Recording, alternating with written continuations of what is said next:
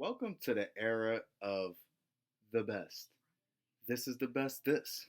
This is the best that. Started off with Spider-Man No Way Home. This is the best Marvel movie of all time. Then it went to The Batman. This is the best Batman movie of all time. Went to go see The Batman. Was highly disappointed. Spun a block. Went to go watch Spider-Man No Way Home. And that joint right there lived up to every bit of the hype. So I had to bring the debate to Motion Picture Monday. Top three Marvel movies of all time. Welcome back.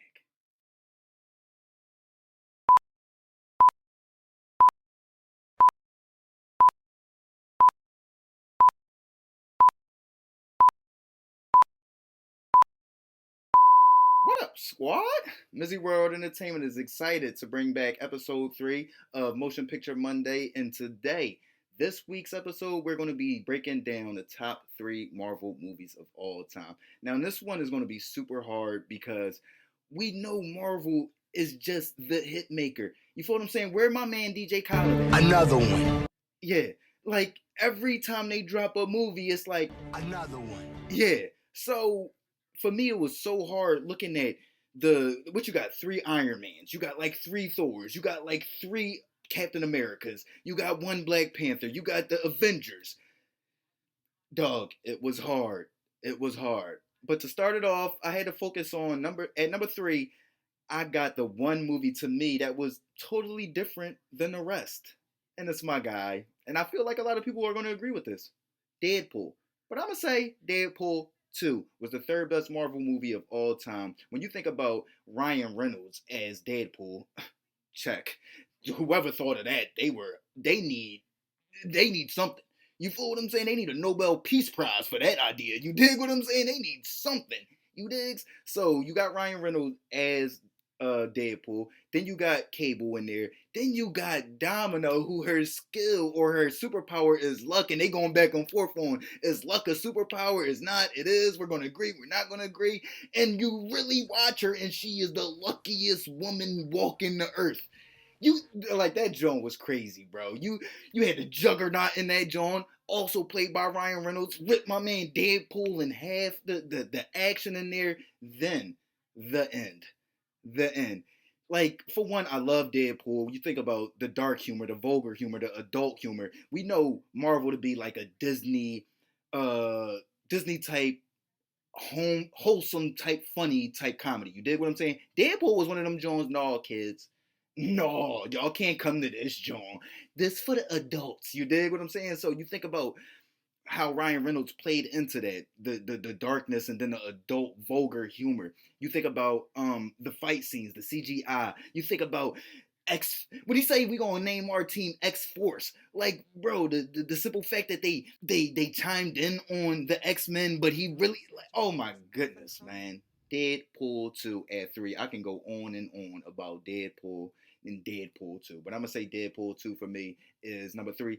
And I'm gonna say I split the hairs between the two because for me, this is one of the few movies where I feel like the sequel was slightly better than the original, and the original was amazing.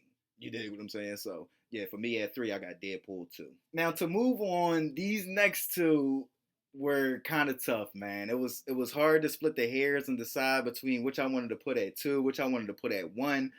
But at 2, I gotta put Spider-Man No Way Home. And it was very close. That's what I'm trying to explain to y'all. You get what I'm saying? They said best Marvel movie of all time. Initially from the rip, you see, I mean, you got the original, you got the new Spider-Man, the new young bull Spider-Man in there. Don't know his name, so I ain't gonna try to attempt it. But you got him in there. I like the fact that they brung in the villains early. You know what I'm saying? You got Jamie Foxx coming in. You got the Sand Dude from the very first Spider-Man with Tobey Maguire popping out. You feel what I'm saying? You like, oh, yeah. You feel what I'm saying? You getting hyped. You dig what I'm saying? But then, oh man, they showed first Andrew Garfield. I feel like they had to show Andrew Garfield's Spider-Man first because he was the most critically acclaimed Spider-Man. A lot of people didn't like the Amazing Spider-Man, so I feel like they had to show him first. But then when they showed Toby, then he had to lay on. He didn't even have a Spider-Man suit on. My man had to lay on. Then when you think about they was talking together, they was like the memes. He was like, dog, you shooting webs out your arm? They like, how? That's weird. Oh my dog.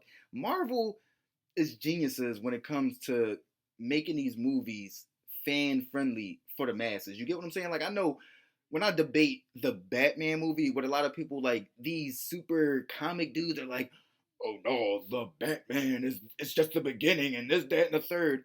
And I want to say this. For me, No Way Home was 2 hours 26 minutes. The Batman was 2 hours 58 minutes. The Batman shouldn't have felt like it was an hour long, bro. You feel what I'm saying? It shouldn't have felt like that. I'm watching Spider-Man No Way Home and it's just like boom, boom, boom, boom, boom, over. The Batman joint, I'm like, bro, in this pup. You know what I'm saying? Y'all know my opinion on that though. So for me, to Spider-Man No Way Home, the way they interjected like the opinion of all of the Spider-Mans, and you had the Tobey Maguire Spider-Man talking to the Andrew Garfield Spider-Man saying, you're amazing. He's like, no, because he's the most critically acclaimed. Like that's the one people be like, no, he wasn't a good Jones. So he was in there on some like you're amazing. Say it. You're amazing because he was the amazing Spider-Man. The dialogue, the action, the ending, everything about it, amazing. Lived up to every bit of the hype, brother. Every bit of it.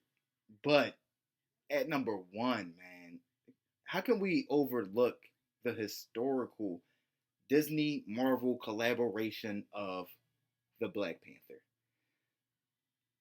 You got Chadwick. You got Michael B. You got Daniel.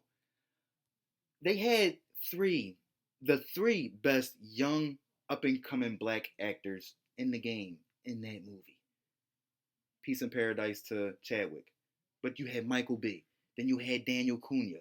Or I think that's how you pronounce his last name. The man from Get Out and everything. Everything. Dude Daniel was in everything. You feel what I'm saying? So when you think about what it meant, when you think about almost 100% black cast. I think it was 100% black cast, all black cast. I remember this one of the older women that were in Wakanda. I think she was like 93. She got casted for this movie. That was her first casted role as an actor at 93. What it meant, the action, the acting. Michael B. when he was talking, when he was about to die, saying, "Throw me in the river with my ancestors that ain't want to come to America," so they jumped off the ship, and you felt that, bro. Man, Black Panther, what it meant, what Chadwick was, what Michael B was, what Daniel was, Angela Bassett, Forrest Whitaker, Marvel. I just want to say thank y'all, man. And then they announced that they wasn't going to recast Chadwick's role, which was a brilliant idea. Can't nobody replace that man. And then Michael B was already killed off.